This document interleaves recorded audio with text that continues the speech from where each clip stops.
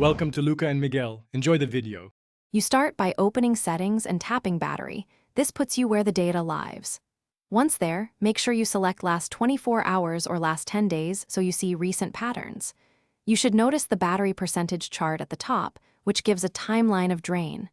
Pay attention to the peaks and valleys. They tell you when usage spiked. Now, proceed to the app list below the chart to see specific contributors to that drain. You now review the app list sorted by battery percent, which explains which apps consume most power.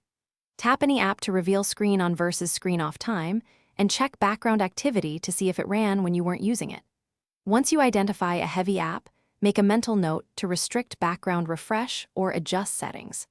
Also look for system services or unexpected entries. They often point to misbehaving apps or settings that need attention. You finish by taking corrective steps. Enable low power mode, toggle background app refresh for offenders, and update or offload apps that show excessive use. Once done, monitor the chart over the next 24 hours to confirm improvement. If the battery screen shows incomplete or missing data, restart the iPhone and check for an iOS update. These often fix reporting bugs. Make sure, as a last resort, to reset network or all. Thanks for watching and please subscribe. It's the best investment you'll ever make.